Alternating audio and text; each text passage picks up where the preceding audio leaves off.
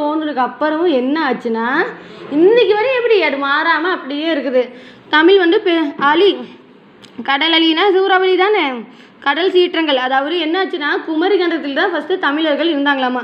தமிழர்கள் எங்கே இருந்தாங்க? குமரி கண்டத்தில் இருந்தாங்க. அங்கே பாண்டியன் மன்னன் தான், அங்கே பாண்டியன் ஆட்சியில் நடந்துட்டு இருந்தாமா. அப்புறம் என்னாச்சு, அங்கே பெரிய கடல் சீற்றம். நம்ம சும்மா புயல் அடித்தாவே என்ன ஆகுது, ஊரெல்லாம் மூழ்கிடுல. குமரி கண்டங்கிற பெரிய கண்டம் இந்தியாவுக்கும் மடகாஸ்கருக்கும் நடுவில் இருந்ததா சொல்கிறாங்க. எங்கே இருந்துட்டு இந்தியாவுக்கும் மடகாஸ்கரும் நடுவில் இருந்துடாமா. அது கடல் பெரிய சுனாமி சூறாவளிலாம் அடித்தனால என்ன ஆயிடுச்சுன்னா அது அப்படியே கடலுக்குள்ளே போயிடுச்சாமா. அப்படியே என்னாச்சு, கடலுக்குள்ளே போயிடுச்சு. இதை வந்து ஆராய்ச்சி மூலமாக நிரூபிச்சிருக்கிறாங்க. ஒரு சயின்டிஸ்ட் என்ன சொல்லியிருக்கிறாராமா, லெமூர்னு ஒரு மிருகம் இருக்கும்.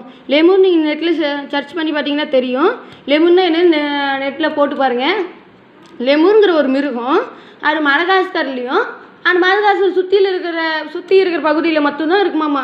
வேறு எங்கேயுமே இருக்காது. அமெரிக்காவில் ஆஃப்ரிக்காவில் வேறு எங்கேயுமே இருக்காது. அமெரிக்காவிலாம் நார்த் அமெரிக்கா ஆஸ்திரேலியாவிலாம் என்ன இருக்காது, அது இருக்காது. மடகாஸ்கரில் மட்டும்தான் இருக்கும். மடகாஸ்கர் வேணால் அதை சுற்றி இருக்கிற 2-3 பகுதியில் வேணால் இருக்குமே தவிர வேறு எங்கேயும் இருக்காது. ஆனால் அங்கே மடகாஸ்கர் எங்கே இருக்கா, ரொம்ப தூரத்தில் இருக்குது. அங்கே இருக்கிற மடகாஸ்கரில் இருக்கிற லெமூர் வந்து கன்னியாகுமரி இருக்குதுல்ல, அங்கே இருக்குதாம்மா. மடகாஸ்கர்லேருந்து எங்கே இருக்குது, மடகாஸ்கர் தாண்டினோம்னா என்ன இருக்கும், கடல் தான் இருக்கும். எல்லா பக்கம் கடல். அது ஒரு தீவு மாதிரி தானே மடகாஸ்கர். எல்லா பக்கம் கடலாக இருக்குது. அந்த கடலை தாண்டி ரொம்ப தூரத்தில் இந்தியா இருக்குது. இந்தியாவில் கன்னியாகுமரியிலையும் லெமூர் இருக்கிறாமா. அதனால சயின்டிஸ்ட் என்ன சொல்லியிருக்கிறாரு, இந்தியா அந்த தமிழ்நாடு கன்னியாகுமரி இருக்குல்ல, அங்கேருந்து மடகாஸ்கருக்கும் வரையும் பெரிய நடுவில் வந்து பெரிய கண்டம் இருந்திருக்கலாம். அது வந்து கடல் சுனாமியாலேயும் பேரழிவாலேயும் அது மூழ்கி தண்ணி கடியில் போயிருக்கிறான்னு அவர் கண்டுபிடிச்சி சொல்லியிருக்கிறாரு. அதனால் என்னாச்சு, குமரி கண்டம் என்ன பண்ணி இருக்குது, தண்ணி கடியில் போயிடுச்சு. அப்படி வந்து கடல் சீற்றங்கள் அவ்வளோ சீற்றம் வரைக்கும் தண்ணி கடியிலே ஒரு கண்டம் வந்து தமிழர்கள் இருந்த கண்டமே உள்ளே போனாலும் என்னாச்சு, தமிழ் இன்றைக்கி வரையும் தலை நிமிர்ந்து இருந்துகிட்டே தான் இருக்குது. இன்றைக்கி வரையும் என்ன தமிழ் உலகத்தில் வாழ்ந்துட்டு தான் இருக்குது. அதான் கடல் சீற்றத்தால் கூட என்ன பண்ண முடியல, அதான் அழிக்க முடியல. அது மட்டும் இல்லாமல் என்ன இருக்குது, இப்போலாம் பார்த்தீங்கன்னா காலத்துக்கு ஏற்ப தமிழ் மாறிட்டே இருக்குதுல்ல, காலத்துக்கு ஏற்ப அது வளர்ச்சி பெற்றுகிட்டே இருக்கிறத தவிர அழியவே இல்லை. காலத்துக்கு ஏற்றவர் கால மாற்றங்கள் ஆகிய எவற்றாலும் அழிக்க முடியாத நிலைத்திருக்க மொழி. கால மாற்றங்களால் கூட அழிக்க முடியல. இப்போது கிரேக்கம்னு எடுத்துக்கிட்டிங்கன்னா அந்த கிரேக்க தத்துவ ஞானியில் நீங்கள் கேள்விப்பட்டிருப்பீங்க. அரிஸ்டாட்டிலில் கிரேக்க தத்துவ ஞானி அப்படின்னு சொல்லியிருப்பாங்க. சயின்ஸ்லாம் பார்த்தீங்கன்னா வரும்ல, கிரேக்க வார்த்தை க்ரீக்லேருந்து எடுத்துருக்குறாங்கன்னு சொல்லியிருப்பாங்க. ஆனால் கிரேக்க என்னாச்சு, அதுவும் பழமையான மொழி தான். ஆனால் தமிழ் வர பழமையான மொழி இல்லைனாலும் அது என்னது பழமையான மொழி இருந்தாலும் அது என்னாச்சு, அழிஞ்சிருச்சு. கிரேக்க மொழி இப்போ யாரும் கிரேக்கம் பேசுறதில்ல தானே, யாருமே கிரேக்கம் பேசுறதில்ல. என்ன ஆகுது, அதிகமாக எழுதுற குரூப் அதிகமாக யாருமே எழுதுறதில்ல. ஏதோ 1-2 எழுத்து மொழியாக தான் 1-2 இருக்குது, ஒரு சில வார்த்தைகள் வந்து இருக்குது. அதனால என்ன சொல்கிறாங்க, கிரேக்கம் தமிழை வர கொஞ்சம் அதுவும் என்னாச்சு தமிழ் அளவுக்கு பழமையானது. ஆனால் தமிழ் அளவு பழமை இல்லைனாலும் அதுவும் பழமையான மொழி தான். கிரேக்கம் லத்தீன் இப்ரூ நீங்கள் கேள்விப்பட்டிருப்பீங்களே, 5ஆவதுல நீங்கள் படிச்சிருப்பீங்களே, 5ஆவதுலேயும் 4ஆவதுலேயும் உங்களுக்கு வந்திருக்கும். கிரேக்கம் லத்தீன் இப்ரூ சீனம் சமஸ்கிருதம் இதெல்லாம் பழமையான மொழி அப்படின்னு தமிழ் அப்படிலாம் கொடுத்துருப்பாங்களே. அதில் வந்து கிரேக்கம் என்னாச்சு, அது வந்து யாருமே பயன்படுத்தாமல் அழிஞ்சிருச்சு. இன்னும் 1-2 எழுத்து மொழியாக தான் இருக்குது. ஆனால் தமிழ் வந்து அதுக்கு முன்னாடி தோன்றிய தமிழ் மொழி எப்படி இருக்குது, இன்றைக்கி வரையும் எழுத்து மொழியாகவும் பேச்சு மொழியாகவும் இன்னும் இருக்குது, அழியாமல் இன்றைக்கி வரையும் இருக்குது அப்படின்னு சொல்கிறாங்க. அதுதான் இங்கே சொல்லியிருக்காங்க. கால மாற்றத்தால் கூட அழிக்க முடியல. இப்போ என்னாச்சு, அது போல் தமிழ் இப்போ கால மாற்றம் ஆக ஆக தமிழ்லேயும் புது எழுத்துக்களை தோன்றிகிட்டே இருக்குது. என்ன தோன்றுது, வாட்ஸ்அப்னா கீச்சகம், வாட்ஸ்அப்னு சொன்னேன்ல கீச்சகம்னு வந்துருச்சு. லேப்டாப், மடிக்கணினி, ஏசி, ஏர் கூலர்லாம் இருக்குதுல்ல, குளிர்சாதன பெட்டி, அந்த மாதிரி என்னாச்சு நம்ம வந்து பொருட்கள் உருவாக அதுக்கு ஏற்ற மாதிரி தமிழும் ஆனால் காலத்துக்கு ஏற்ற மாதிரி என்ன ஆகுது, அதுவும் மெருக்கேட்டிகிட்டே இருக்கிறாங்க. தமிழும் மெருக்கேட்டிகிட்டே இருக்குது. அதனால என்ன சொல்கிறாங்க, தமிழ் மொழிக்கு கன்னித்தமிழ் அப்படின்னு இன்னொரு பேரும் இருக்குது. சரி, அடுத்துட்டு பாருங்கள், பொய்யை அகற்றும் மொழி தமிழ், அது மனதின் அறியாமையை நீக்கும் மொழி.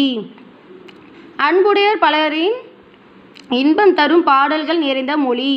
தமிழ் எப்படி, தமிழ் படித்தவங்க யாருமே பொய் பேச மாட்டாங்க. தமிழ் படித்தவங்க யாரும் என்ன பண்ண மாட்டாங்க, பொய் பேச மாட்டாங்க. தமிழ் வந்து என்றைக்கும் பொய்யை வந்து அகற்றிடும். மனசுக்குள்ளே ஏதாவது கெட்ட எண்ணம் இருந்தாலும் பொய் இருந்தாலும் அது படிக்க அதில் நல்ல கருத்துக்கள் இருக்க நம்ம என்ன பண்ணுவோம், இந்த மாதிரிலாம் பண்ணக்கூடாது, பொய் பேசக்கூடாது அப்படின்னு நமக்கே நினைக்க தோணும். பொய்யை அகற்றிடும். அது வந்து பொய் என்ன பண்ணிடும், அகற்றிடும். அது மட்டும் இல்லாமல் அப்படியே தமிழ் என்ன சொல்லுது, நன்மைக்கு இருந்தால் மட்டும்தான் பொய் பேசணும், அது வந்து உண்மையாக கருதப்படும். நமக்கு நன்மை இல்லை, மற்றவங்களுக்கு நன்மையாக இருந்தால் மட்டும்தான். திருவள்ளுவர் சொல்லியிருக்காரு, வாய்மை எனப்படு யாதெனில் யாதொன்று தீமை இலா சொல்லல். ஒருத்தருக்கு வந்து நன்மை தரேன்னா அது வந்து பொய்மையும் என்ன சொல்லுங்க, பொய்மையும் வாய்மையும் இடர்த்து புரை தீர்த்த நன்மை பயக்கும் எண்ணின். பொய்மையும் வாய்மையும் இடர்த்து புரை தீர்த்த நன்மை பயக்கும் எண்ணின். பொய்யும் என்ன உண்மைன்னு எடுத்துக்குவோம் அப்படின்னு சொல்லிட்டு என்ன சொல்லியிருக்காரு திருவள்ளுவர் சொல்லியிருக்கிறாரு. எந்த இடத்துல அவர் வாய்மையை பற்றி முழு அதிகாரம் எழுதினாலும் என்ன சொல்லியிருக்கிறாரு, நான் வந்து மற்றவங்களுக்கு உதவி செய்யணும், மற்றவங்களை காப்பாற்றணும்னா பொய் சொல்லலாம் அப்படின்னு சொல்லியிருக்கிறாரு. ஆனால் என்ன பண்ணும், அது மட்டும்தான் தவிர மற்றவங்க காப்பாற்றுறதுக்காகவும் ஒரு சில நன்மைக்காகவும் தான் பொய் பேசணும் தவிர மற்றபடி தமிழ் என்ன பண்ணிடும், பொய்யும் உள்ள மனசுக்குள்ளே இருக்கிற எல்லா பொய்யும் அகற்றிடும். அதான் சொல்கிறாங்க பொய்யை அகற்ற மொழி. அவங்க தமிழ் படித்தவங்க வந்து பொய்யே சொல்ல மாட்டாங்க. ஏதாவது தர்ம சங்கடமான விஷயம் சொல்லுவாங்களா, அந்த மாதிரி விஷயத்தில் மட்டும்தான் என்ன பண்ணுவாங்க, பொய் பேசுவாங்க. அந்த மாதிரி தமிழ் என்ன பண்ணிடும், பொய்யை அகற்றிடும். அப்புறம் அது என்ன அறியாமே நீங்கிடும். நமக்கு நிறைய விஷயம் தெரியாமல் இருக்கும்ல, நம்ம சொன்னோம்ல இப்போது ஜூபிட்டர் இதெல்லாம் நமக்கு தெரியாது தானே. அதெல்லாம் நம்ம தமிழ் படிக்க என்ன ஆகும், இன்னும் நிறைய இருக்குது தமிழில். நீங்கள் தமிழ் புத்தகத்தை தினமும் ஏதோ ஒரு கதை புத்தகத்தை எடுத்து பார்த்தீங்கன்னா இன்னும் என்ன இருக்குது, சீவக சிந்தாமணி இருக்குது. உங்களுக்கு ஒரு வேளை படிக்க பிடிக்கலினா நீங்கள் என்ன பண்ணலாம், யூடியூப்பில் போய் சர்ச் பண்ணி பார்த்தாவே சீவக சிந்தாமணி, வளையாபதி, குண்டலகேசி அப்படின்னு நீங்கள் போட்டு பார்த்தாவே என்ன ஆகும், நிறையா வந்து அதை பற்றி வரும். நீங்கள் வந்து அதை கேட்கலாம். அது கேட்க என்ன ஆகும், நமக்கு வந்து அறியாமை, அதாவது அறியாமைன்னு ஒன்றும் தெரியாமல் முட்டாளாக இருக்கிறாங்களே அதெல்லாம் நீங்கிரும். நமக்கு நிறைய விஷயம் தெரிஞ்சுக்கலாம். அறியாமைனா எதுவும் தெரியாமல் இருக்கிறது. நமக்கு என்ன ஆகும், மனசுக்கு வந்து நிறைய விஷயம் தெரிஞ்சுக்கலாம். அறியாமை வந்து மனசுலேருந்து நீங்கிரும். அப்புறம் அன்பாக இருக்கிறவங்க எல்லாருக்கும் எப்படி நிறையா சூப்பராக நமக்கு நிறைய பாடல்கள் வந்து இனிமையான பாடல்கள் தமிழ் இருக்குல்ல, அதான் சொல்கிறாங்க. அன்பான பாடல்களுக்கு வந்து நிறைய பாடல்கள் வந்து கொடுத்துக்கிட்டே இருக்குது. தமிழ் என்ன எக்கச்சக்கமான பாடல்கள் இருக்குது. இப்போ பாரதியார் எடுத்திங்கன்னா பாரதியார் என்ன அச்சமில்லை அப்படின்னு கேட்கும் போலே எப்படி இருக்குது, பாரதியார் பாடல்களை கேட்கும் போலே அப்படியே மனசில் அப்படியே வீரம் பொங்கும். நீங்களாம் பாரதியார் பாட்டு கேட்டு பார்த்தீங்கன்னா அப்படியே என்ன ஆகும், நமக்கே ஒரு நாற்று பற்று வரும். அவர் என்ன சொல்லியிருக்காரு, அக்னி குஞ்சொன்று கன்றேன், அங்கே ஒரு மரத்திலே வைத்தேன் அப்படின்லாம் பாடி இருக்கிறார்ல, அதெல்லாம் கேட்டு பார்த்தீங்கன்னா எப்படி இருக்கும், இனிமையாக இருக்கும். அது வந்து நீங்கள் என்ன பண்ணணும், தினமும் தமிழில் வந்து ஒரு புத்தகம் உங்களால் முடிஞ்ச அளவு நீங்கள் உங்கள் புக்கே கூட நீங்கள் என்ன பண்ணலாம், படிக்கலாம். படிக்க என்ன ஆகும், உங்கள் சொல் உச்சரிப்பு என்ன ஆகும், நல்லா வரும். அதுவும் இல்லாமல் என்ன பண்ணுறது, தமிழ் அறியாமையே நீக்குது. தமிழ் படிக்க நம்ம நிறைய விஷயம் தெரிஞ்சுக்கலாம். அப்புறம் அதில் நிறைய பாடல்லாம் இருக்குது, கேட்கவே இனிமையாக இருக்கும். இப்போ நீங்கள் மற்ற மொழியில் பாட்டு கேட்குறக்கும் தமிழில் பாட்டு கேட்குறக்கும் பாருங்கள், நீங்கள் தமிழ் பாட்டையும் வேறு ஏதாவது மொழியில் கேட்டு பாருங்கள். அது வந்து எல்லா மொழி எத்தனை மொழியில் கேட்டாலும் எப்படி இருக்கும், தமிழ் மொழியில் இருக்கிறத இனிமையாக இருக்கும். எல்லா மொழியை விட தமிழ் மொழியில் எப்படி இருக்குது, பாடல்லாம் இனிமையாக இருக்குது.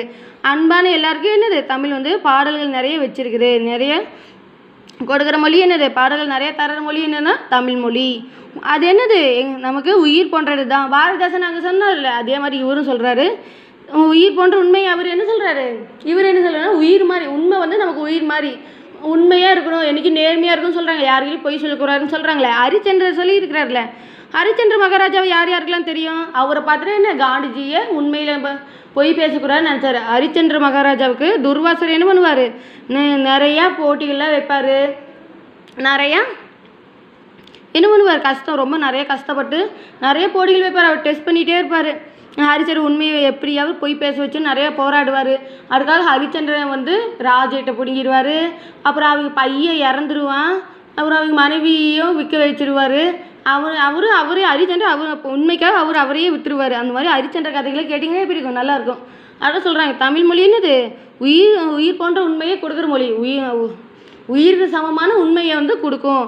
நம்ம தமிழ் படித்தவங்க யாருமே என்ன பண்ணுவாங்க, தமிழ் மொழியை நேசிக்கிறவங்க எல்லாருமே உண்மையை என்ன நினைப்பாங்க, உயிர் மாதிரி போட்டுருவாங்க. அதுதான் சொல்கிறாங்க பாருங்கள், உயிரை போன்ற உண்மையை ஊட்டு மொழி. உண்மையை வந்து உயிர் மாதிரி ஊற்றுற மொழி என்னன்னா தமிழ் மொழி தான். தமிழ் படித்தவங்க யாரும் பொய் பேச மாட்டாங்க. உயர்ந்த அறத்தை தரும் மொழி. நற்பண்புகள் நான் சொன்னேன்ல,